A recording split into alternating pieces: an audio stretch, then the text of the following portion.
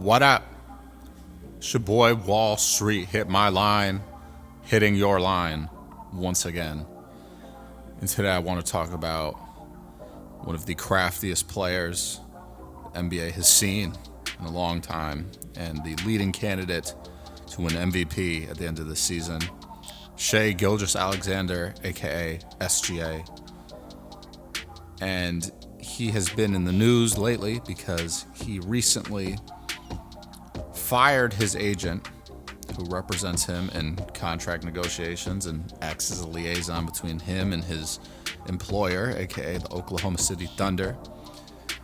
And he will now become, part of this small elite group of NBA players that has no representation, and they represent themselves. So pretty wild. I feel like we just don't see this a lot, but it makes a lot of sense from a financial perspective for Shai. His agent, Foucher, who was a part of Wasserman Sports, is no longer representing Shai. And I believe the reason this is happening now is because Shai has 3 years left on his current deal, including this year, which is about $115 million worth of term left. So his current deal is scheduled to expire at the end of the 26-27 season, but the Thunder will probably try to extend him this offseason because he is eligible for a $294.3 million Supermax extension, which will then keep him in OKC through the 2030-31 season. This is a no-brainer, I think, for both sides. Shai has obviously had a great time in OKC and is really leveling up his game ever since he, came over from the Clippers in the Paul George trade. OKC has a litany of assets, in terms of draft capital that they can either use to bring in another star or trade up in the draft to get an even higher draft pick. There's been some talks that maybe they'll trade all of their first-round picks that they have this year, which is like a handful, quite literally, and try to trade up to get Cooper Flagg. They might even just win the lottery with one of the picks that they own already and not have to do that. So the Thunder are just set up for success for a long, long time. So I think this move by Shai is indicating that he's probably going to sign that deal, right? I mean, it's pretty hard to turn down nearly $300 million.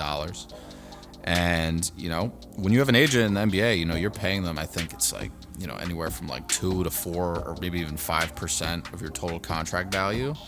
So that's like generational money that, Foucher is losing out on now. But, if I was Shai, what is there really to negotiate?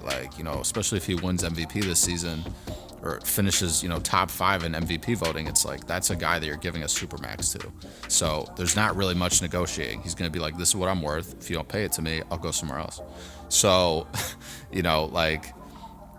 there's really not much for him to negotiate. If you're a lower tier player or a role player, it makes a lot more sense to have an agent because, they'll tell you, I can get you $5 million more a year or this, that, whatever. And, the math can work out in your favor where you're making more money because you had someone who has more connections to teams and general managers working on your behalf to really make that money work. So, it makes a lot of sense.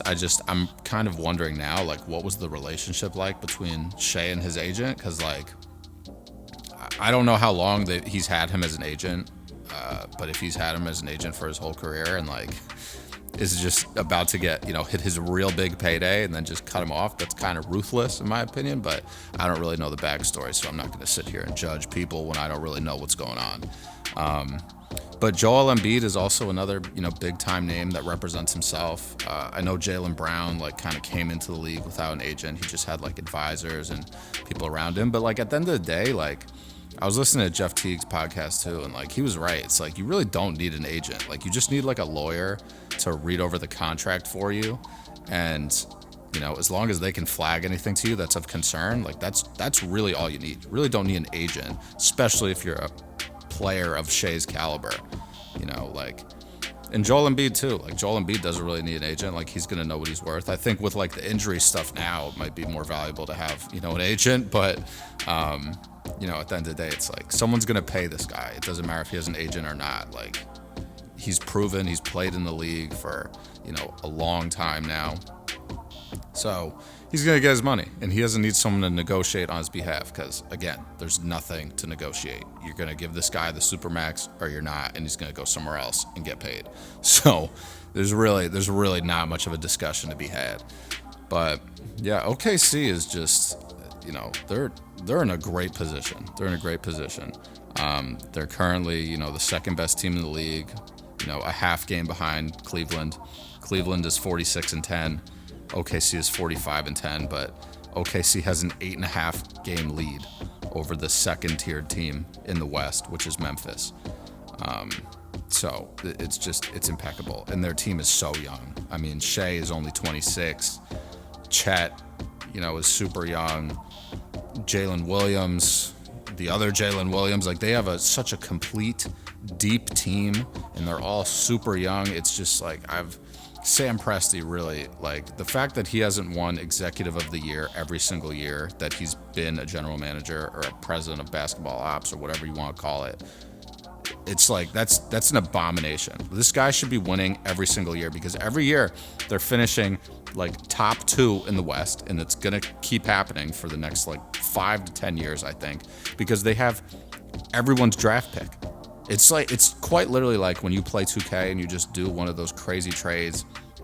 You trade away your whole team or whatever, and you get crazy amounts of draft picks, and then by the time you get 5 years down the line, you're winning the championship, and you also have the number 1 pick, and you also have the number 2 overall pick, and you also have the number 7 overall pick. Like that's literally how it feels.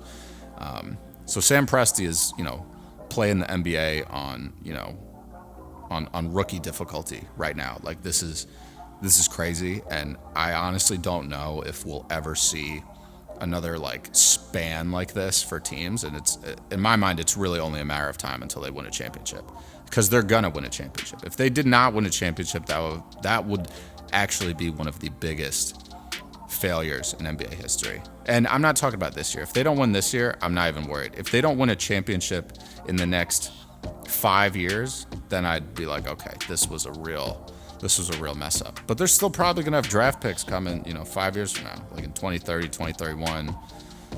It's crazy. But, just wanted to talk about this. It was a pretty crazy headline. And Shai he's a smart guy, man. He does not play around, comes in, does what he needs to do, and exits. He's a very humble dude, low maintenance type of guy. And he's like, I can do this myself. So shout out to Shai for, believing in himself and, negotiating on his own behalf, right? That's impressive. You can do it yourself. Why you need someone else? So big props to Shai, big props to the Thunder. But let me know what you guys think, man. I want to know what you think about this situation. Do you think Shai did his agent dirty? Do you think this is a smart move? Do you think more players are going to start doing this? I want to know what you think. So please leave some comments down below. As always, if you enjoyed the video, please give me a like. Greatly appreciate you doing that. And if you're not already subscribed, go ahead and hit that subscribe button. Got a lot more content coming your way. I tell you that much. But without further ado, guys, stay safe, handle business, stand on business. Peace out.